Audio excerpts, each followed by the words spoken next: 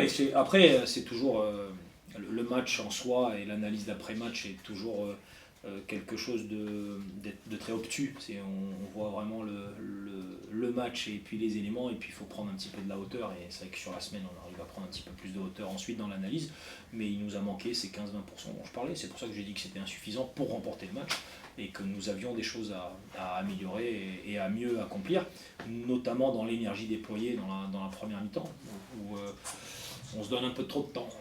On n'est pas suffisamment pressé pour accomplir les choses. Mais derrière, on continue de travailler comme nous l'avons fait et aussi avancer sereinement et avec de la confiance, parce qu'il n'y a pas de raison ni de paniquer ou de remettre des choses en cause. Je pense que c'est différent pour chacun d'entre eux. En tout cas, nous devons avoir de la sérénité et du calme, mais ça peut être très compatible avec une grosse intensité, et je pense qu'il faut aller chercher en nous cette notion d'intensité, de jouer des matchs vraiment à fond, d'aller au maximum de nos réserves, de finir des matchs avec des crampes et une fatigue extrême. Mais après, on a aussi des arguments objectifs pour dire que calme, on travaille bien, les choses à l'entraînement se passent bien, il y a de la vivacité, il y a de l'enthousiasme aussi dans ce que l'on peut proposer à l'entraînement et dans ce qu'on essaie de mettre en place.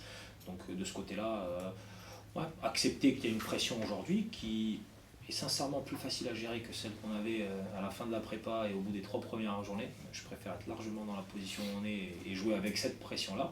Mais bon, ça reste du football professionnel et il faut accepter, surtout dans la position où on est, que ça fait partie du truc.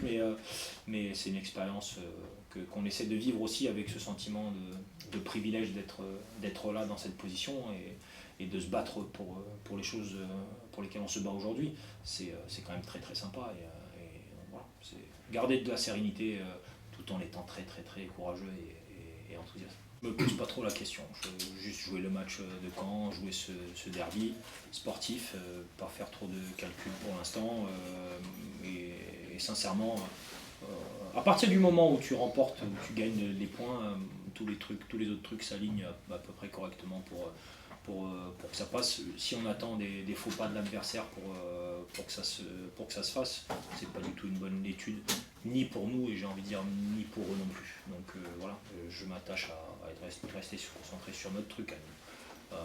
Et puis gagner le match. Pas de plan comptable par rapport à ça.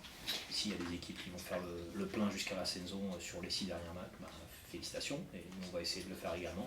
Par contre, ce qui est cool, c'est qu'on a notre destin entre nos mains. Et bien entre nos mains.